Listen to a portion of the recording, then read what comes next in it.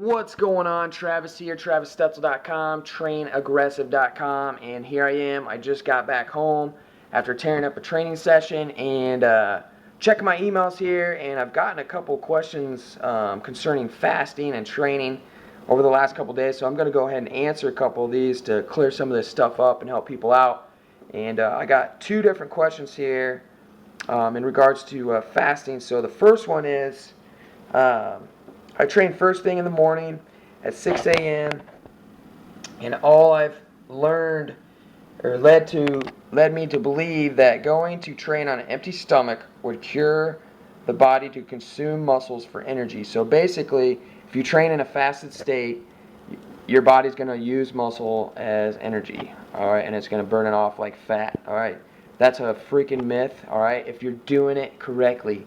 Okay, if you go in and you're constantly in a low caloric state, yes, your body will start dipping into its muscle mass to use as energy. But if you're fasting correctly, if you're using intermittent fasting correctly, you can avoid that. All right, I've been fasting now for a year. All right, I've been following the protocols within the Renegade diet that Jason Ferruzza put out a while back. And if you follow those type of protocols that he has laid out in that book, you will definitely be fine. All right, you will not burn your muscles for energy, especially if you're training first thing in the morning. I train around 6:30, 7 o'clock, pretty much for all my training sessions. All right, and that's in a fasted state. I've never felt better within my training sessions. I have more energy. My strength is going up. I'm not losing any muscle mass, and I'm staying nice and lean. All right, I just feel great in the workouts. All right. Number one, you're going to want to have a BCA, a quality BCA, all right? You should take that before and then after your workout session, all right? That's what I do. And then it's up to you. You can take a protein shake right after your training session if you need to. I don't take in anything. I just continue to fast until about 12:30, 1 o'clock, all right?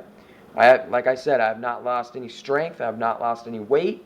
I've not lost any muscle, all right? I've been doing this for a good 7-8 months, following this protocol, and doing fasting before that for about a year now. And like I said, I've never felt better, all right? So you don't need to worry about your body using your muscle as energy if you're doing it right. Just take some high-quality BCAAs, and then the night before, you need to make sure you're taking in enough calories, all right? You're getting in the correct overfeeding phase, all right?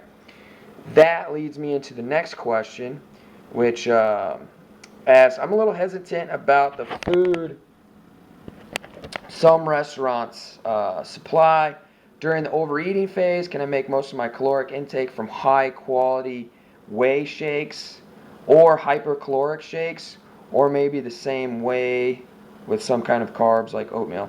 First of all, do not try to make most of your caloric intake come from protein shakes, and because protein shakes are processed food, all right?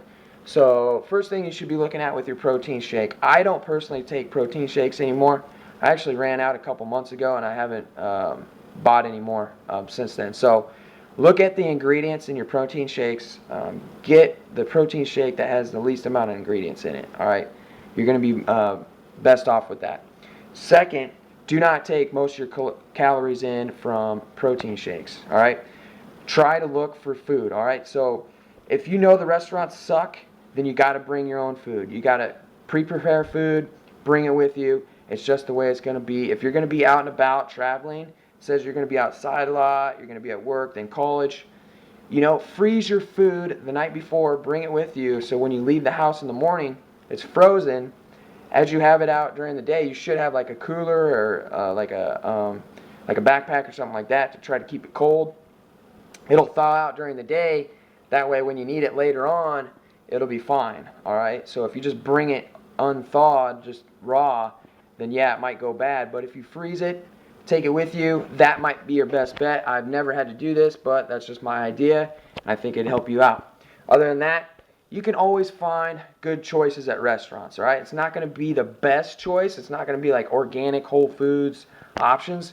But hey, sometimes you just got to go down a few levels, and you just got to make the best options that you can, all right? But you can get away with it, all right? One thing that you don't want to do is take in all your calories from protein shakes.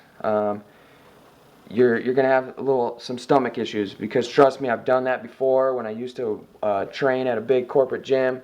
I would have like 3, 4, maybe 5 protein shakes during the day, and it does not turn out good. All right, so you can get away with it. All right, you can get away with it. Keep using the fasting protocol. I got links below in reference to what I mentioned, to the BCAs, and then Jason Ferrugia's renegadeeating.com. You can check that out. And then if you have any other questions about fasting, post them in the comments below. And I hope these helped you out. Make no excuses. You can always find a way to get things done. So keep getting strong. Keep living aggressive. Travis Stutzel, I'm out.